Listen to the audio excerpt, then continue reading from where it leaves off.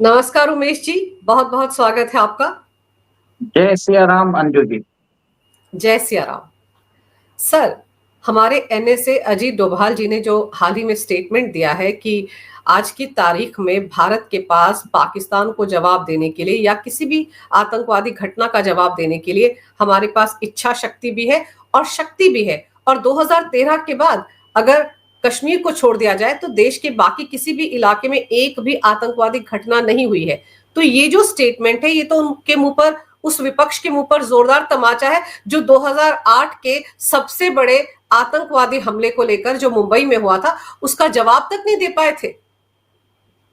देखिए, आपकी बात सही है क्योंकि 2014 के बाद देश के अंदर आंतरिक सुरक्षा को लेकर मोदी सरकार ने बहुत अहम फैसले लिए हैं।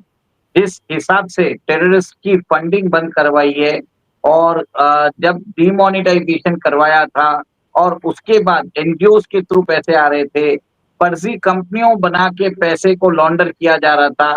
देश के अंदर कोई भी पहले बैंक में जाके कितना भी पैसा डाल देता था, कोई कितना भी पैसा निकाल सकता था। ये सब 2013-14 के टाइम पे होता था। इससे क्या होता था, जब पैसे फ्लो होते हैं ना तो सारे उनकी फंडिंग भी हो जाती है। सेकेंड, लॉ इन्फोर्समेंट एजेंसीज के पास वो पावर नहीं था।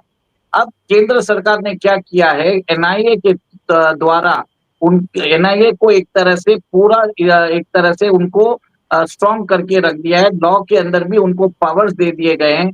सारा जो पुलिस तंत्र है, रिकॉर्ड्स डिजिटलाइज कर दिया गया है। इंटर एजेंसी कोऑर्डिनेशन और इंफॉर्मेशन शेयरिंग वो भी एक तरह से ट्रांसपेरेंट कर दिया गया है। इसके कारण आप देख रहे हैं कि टाइमली इंटेलिजेंस इनपुट के कारण हम बहुत सारे स्पाइस को भी पकड़ रहे हैं। हम बहुत सारे जो टेरर जो इंसिडेंट्स हो सकते हैं उसको भी हमने प्रिवेंट किया है।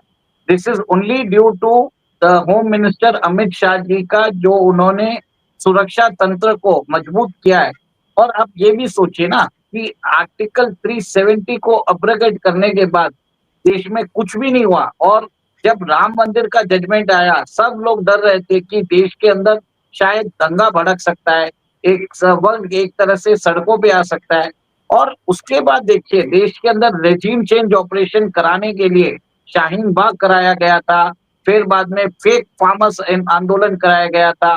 जिस हिसाब से इतनी बड़ी प्लानिंग की गई थी, सबको हमने नोटिस किया। जब हमें समझ में आया कि कहाँ पे एक्शन लेने की जरूरत है, कहाँ पे रुकने की जरूरत है, सब चीज से केंद्र सरकार ने बहुत अच्छी तरह से तैयारी भी की है। उमेश जी, एक तरफ तो हमारे एनएसए का ये स्टेटमेंट कि भारत के पास दुश्मन के घर में घुसकर मारने की इच्छा शक्ति भी है और शक्ति भी है, और दूसरी तरफ आप ये देखिए कि पाकिस्तान में हाफिज सईद जो आतंकवादी है उसका एक करीबी मारा गया है और पाकिस्तान का मीडिया रोग आकर इसका ठीकरा भी भारत के सिर फोड़ रहा है।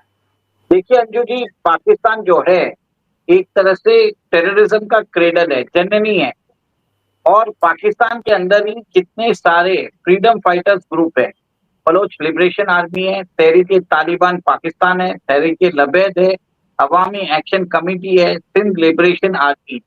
पूरे पाकिस्तान के अंदर उनकी आर्मी के अगेंस्ट और उनके जो सिंपथाइजर्स हैं उनके अगेंस्ट एक तरह से गुस्से की लहर चल रही है। और ये जो कत्लेआम की बात हो रही है, मेरा ये मानना है कि उनका इंटरनल प्रॉब्लम है। और कुछ और कल 2 दिन पहले ही तालिबान ने भी बोला था, जो तहरीक तालिबान पाकिस्तान है वो आपकी डोमेस्टिक प्रॉब्लम है, आप इसके लिए हमें ब्लेम मत करिए।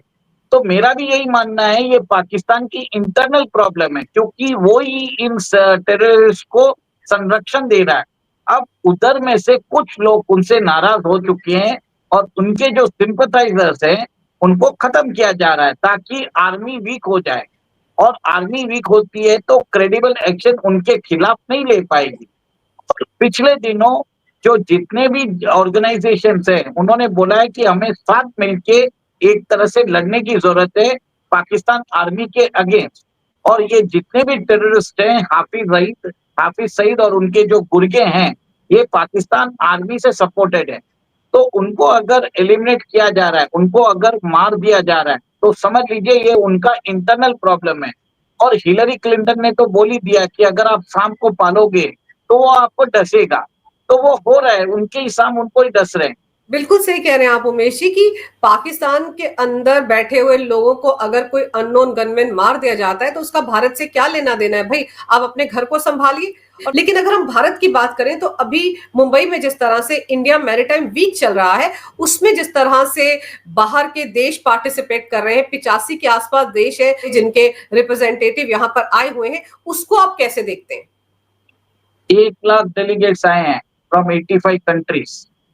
तो आप ये सोचिए कि कितने लोग भारत के साथ अपने रिश्ते बढ़ाना चाहते हैं। स्टेट डेलीगेशंस आ रहे हैं, डिफेंस एक्सपर्ट्स आ रहे हैं, मैरीटाइम एक्सपर्ट्स आ रहे हैं, लॉजिस्टिकल कोऑपरेशन की बात चल रही है, मैरीटाइम एक्सरसाइज की बात चल रही है। तो ये जो भारत की जो नेवी पावर है, जो हम पहले हम जाना जाता था कि भारत की नेवी बहुत स्ट्रांग होती थी, जो चोला डायनेस्टी है, मेरे ख्याल से जो भारत की जो लॉस्ट ग्लोरी है, वो वापस आती हुई नजर आ रही है। देश के अंदर शिप बिल्डिंग इंडस्ट्री बनाई जा रही है। देश के अंदर प्रधानमंत्री बोल रहे हैं कि आपको अपनी शिपिंग टैंकर्स लगाने की जरूरत है, आपको अपनी शिप्स बनाने की जरूरत है, जिससे देश का जो आप समझ लीजिए 5 साल के अंदर हमारी जो पीएसयूज है, जो ऑयल कंपनीज है, $8 बिलियन फॉरेन एक्सचेंज रिजर्व देती है सिर्फ फ्राइट के आने जाने के लिए। अब भारत सरकार 110 से 112 टैंकर्स देश के अंदर ही निर्माण कर रहा है और देश के अंदर शिपिंग इंडस्ट्री को बढ़ाने के लिए ये एक इंडियन मैरीटाइम वीक किया जा रहा है, जिसमें लॉजिस्टिक्स, डिफेंस और बहुत सारे पोर्ट अपग्रेडेशन जितने भी रिलेटेड है, क्रूज की बात चल रही है, सब तरीके से बातचीत हो रही है। 600 एमओयू साइन किए गए हैं 12 लाख करोड़ के। एक तरह से देखिए भारत का जो कोस्ट है वो 7,500 किलोमीटर का कोस्ट है और अगर हमारा एक्सक्लूसिव इकोनॉमिक जोन को अगर हम इंक्लूड कर लें तो 11,000 किलोमीटर का है, जो 13 स्टेट्स से गुजरता है और भारत का जो जीडीपी है, सबसे ज्यादा जो इकोनॉमिक ग्रोथ होता है वो कोस्टल स्टेट्स में होता है। कहीं ना कहीं हमारी जो सुरक्षा है, तटीय सुरक्षा है, उसको भी इस सरकार ने सुदृढ़ किया है। नहीं तो आप देखिए कि 2008 में कराची से एक बोट में बैठ के आतंकवादी आए थे और पूरा मुंबई के अंदर उन्होंने दहशतगर्द मचा दिया था।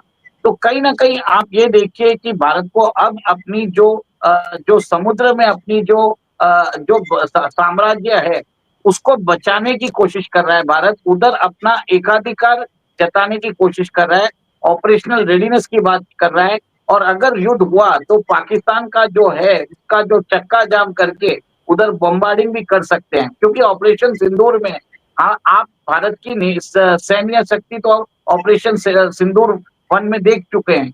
नेवी की ताकत अभी तक हमने दिखाई नहीं है और जिस दिन हमने नेवी को यूज किया, कराची और ग्वादर का जो बंदरगाह है वो नेस्ता नाबूद हो जाएगा, वो एक तरह से खंडर हो जाएगा। और आईएनएस विक्रांत पर इस बार प्रधानमंत्री मोदी जी ने भी जाके उनको यही समझाया है कि अगली बार अगर कुछ ऑपरेशन होता है तो आपका रोल बहुत अहम हो जाएगा। और इसी के अंदर अभी जो मैरीटाइम वीक में जब हो रहे हैं तो आप ये देखिए कि वहां पर हम सिर्फ हमारी सुरक्षा की बात नहीं कर रहे हैं, हम बात कर रहे हैं लॉजिस्टिक्स की, हम बात कर रहे हैं पोर्ट अपग्रेडेशन की, हम बात कर रहे हैं वहां पर ग्रीन हाइड्रोजन के जो सेल्स हैं उसको बढ़ाने की बात कर रहे हैं, हम बात कर रहे हैं कार्बन एमिशंस जो रिड्यूस करने की बात कर रहे हैं।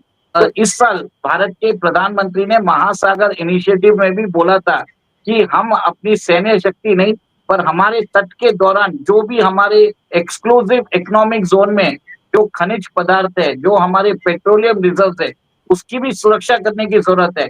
इसके बाद हम देख रहे हैं कि अंडमान के अंदर हमें एक बहुत बड़ा रिजर्व मिला, क्रूड ऑयल का रिजर्व मिला, जो अगर हम एक्सट्रैक्ट करना चालू कर दें तो हम अगले 70 साल तक हमें ऑयल का इंपोर्ट करने की जरूरत ही नहीं पड़ेगी।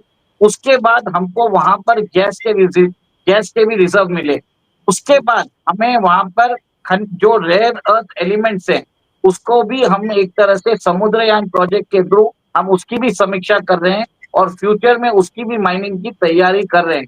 और अंजू जी ये देखिए कि निकोबार टर्मिनल में हम अभी 1 लाख करोड़ का इन्वेस्टमेंट करने वाले हैं, जिससे वहां पे सिक्योरिटी एनहांस किया जाए और अंडमान और चेन्नई के बीच में मेन लाइन कनेक्टिविटी, जैसे चेन्नई है, वाइजैक है, वहां पर हम अंडरग्राउंड सी केबल्स के थ्रू इंटरनेट कनेक्टिविटी भी प्रोवाइड करने की कोशिश कर रहे हैं।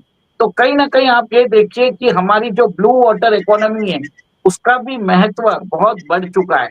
और ये एक तरह से सामरिक दृष्टि से एक भारत एक अर्थव्यवस्था की तरह से भी स्ट्रांग होता जा रहा है। अभी हमने वाइसिंघम पोर्ट भी ओपन किया है, डीप सी वाटर पोर्ट, जो भारत का पहला डीप सी वाटर पोर्ट रहेगा। भारत के पास इतना बड़ा डीप सी वाटर पोर्ट नहीं था, फर्स्ट टाइम भारत ने कंस्ट्रक्ट भी किया है। और इसके बाद प्रधानमंत्री मोदी ने बोला भी था कि जो ये मैरीटाइम मूवमेंट है भारत का, क्योंकि जिस कंट्री के पास जब तक उसके पास मैरीटाइम पावर नहीं होता है उसका इकोनॉमी डेवलप नहीं होता है।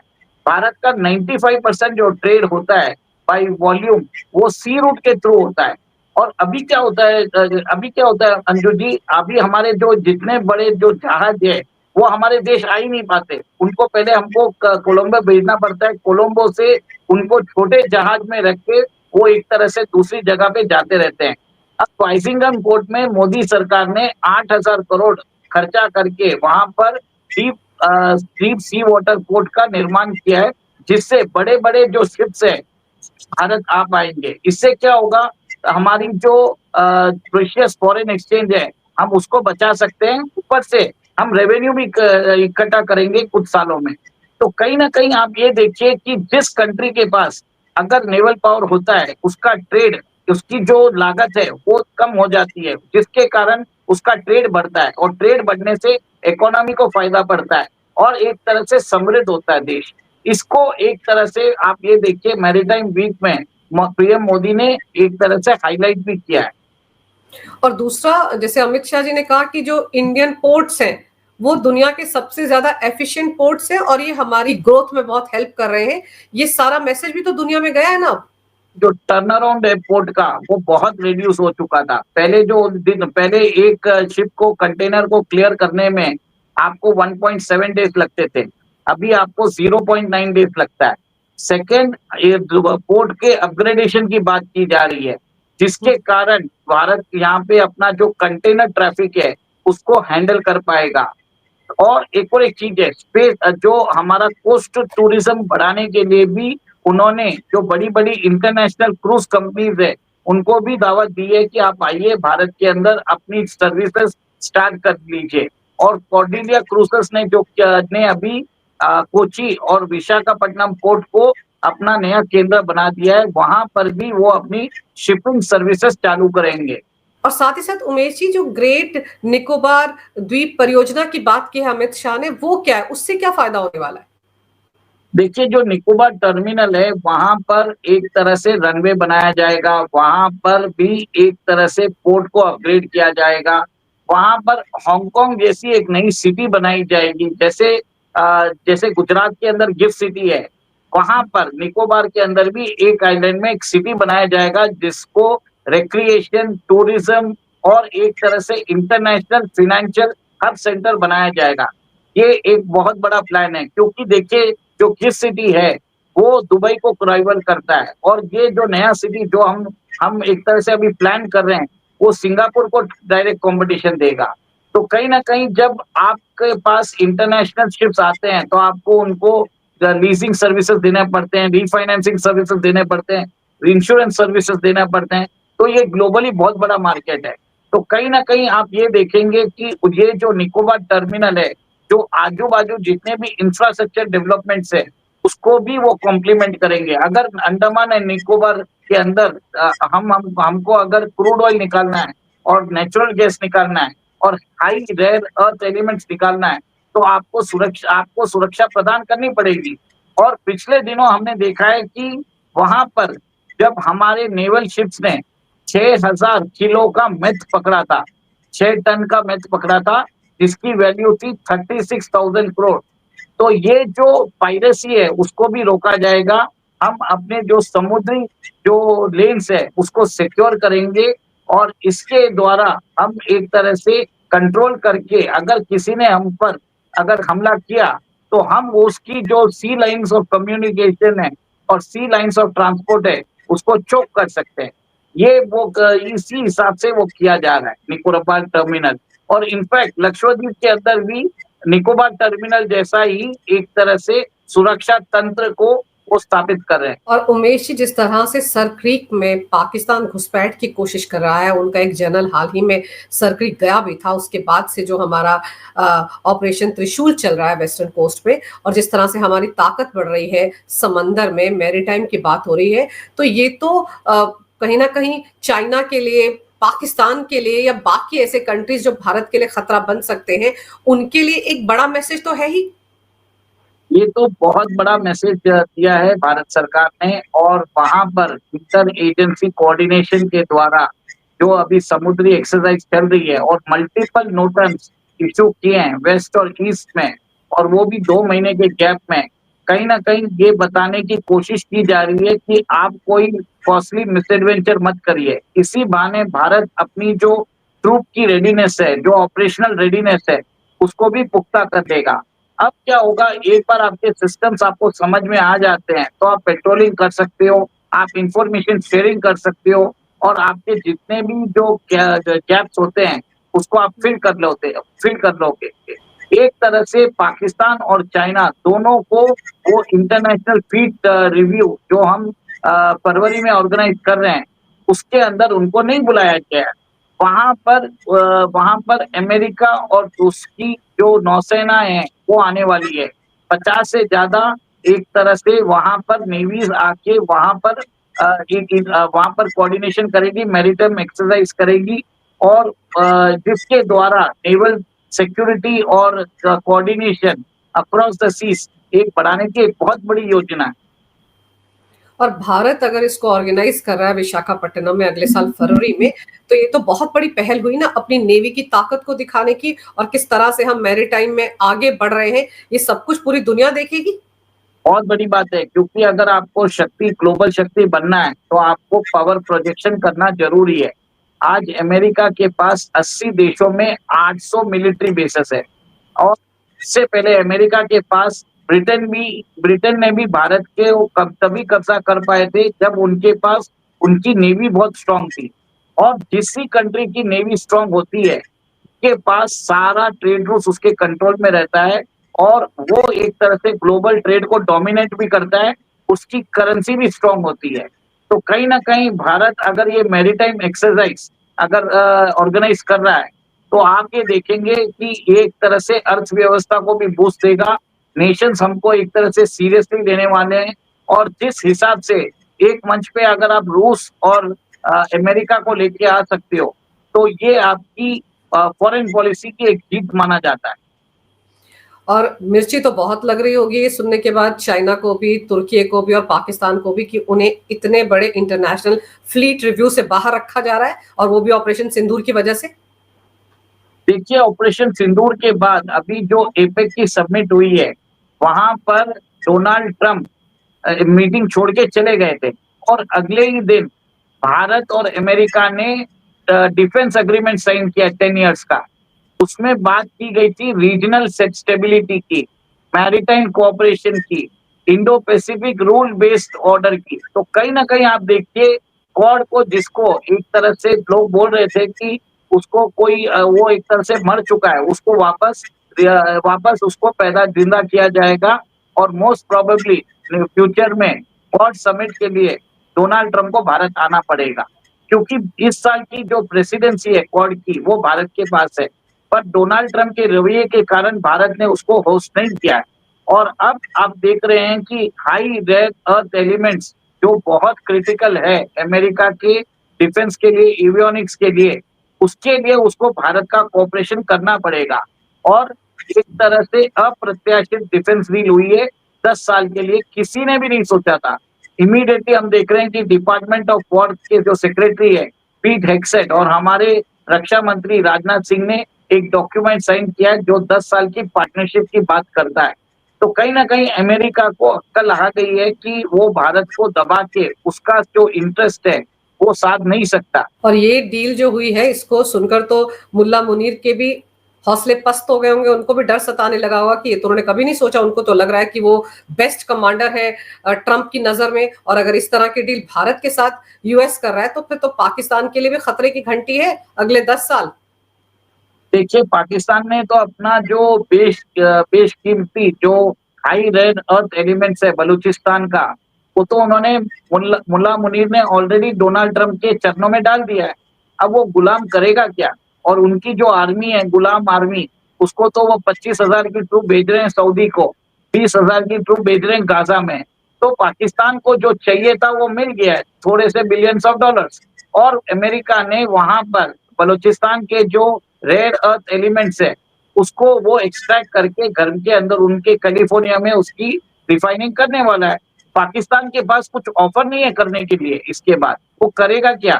गुलाम तो बन ही चुका है, वो ट्रम्प के चरणों में गिर चुका है, उससे ऊपर क्या करने वाला है? पर भारत के साथ तो कोऑपरेशन करने की बात है। भारत को एक तरह से खड़ा करने की जरूरत है अमेरिका को, ताकि वो चाइना को एक तरह से काउंटर कर सके इन द इंडो पैसिफिक। अब भारत की नेवी स्ट्रांग होती है तो इसका फायदा डायरेक्ट अमेरिकन नेवी को भी होता है, क्योंकि इंडियन और अमेरिकन नेवी का कोई भी क्लैश नहीं है।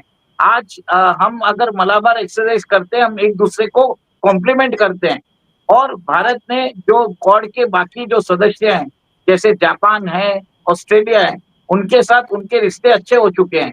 और अब देखिए फिलीपाइंस ने भी बोल दिया है, फिलीपाइंस के जो राष्ट्रपति ने भी बोल दिया है कि अगर हमको डिफेंस रिक्वायरमेंट की जरूरत है तो हम भारत के ऊपर हम रिलाई कर सकते हैं। और फिलीपाइंस ने हमसे ब्रह्मोस मिसाइल भी ली थी। तो कहीं ना कहीं आप देख लीजिए, जो एंटी चाइना फ्रंट को अगर कोई नेशन जोड़ के रख सकता है वो भारत है। वो अमेरिका के साथ भी चल सकता है, फिलीपाइंस के साथ भी चल सकता है, जापान के साथ भी चल सकता है, ऑस्ट्रेलिया के साथ भी चल सकता है। ये अमेरिका को समझ में आ गया है। बिल्कुल समझ में आ गया, इसीलिए बड़े गुपचुप तरीके से ये डील हुई है। हालांकि हड़कंप तो मच गया है पाकिस्तान में। चलिए अब देखते हैं कि जो भारत की नेवी की ताकत बढ़ रही है, मैरीटाइम की ताकत जो बढ़ रही है, उसको लेकर जो दुनिया अब भारत की तरफ देख रही है, वो एक बहुत ही पॉजिटिव हम कह सकते हैं कि डेवलपमेंट है भारत के लिए। और पाकिस्तान के लिए डरने की बात ये भी है उमेश जी की हमारे डिफेंस मिनिस्टर राजनाथ सिंह तो पहले ही कह चुके हैं कि अगर उन्होंने कोई भी हरकत सर क्रीक में की तो फिर भारत को पता है कि वहां से कराची का रास्ता बहुत पास पड़ता है। आपने सर समय निकाला, बहुत ही विस्तार से इस विषय पर बड़ी ही अहम जानकारी मेरे दर्शकों को दी। आपका बहुत बहुत धन्यवाद। नमस्कार। भारत माता की जय हो। वंदे मातरम। जय सिया राम। जय सिया राम।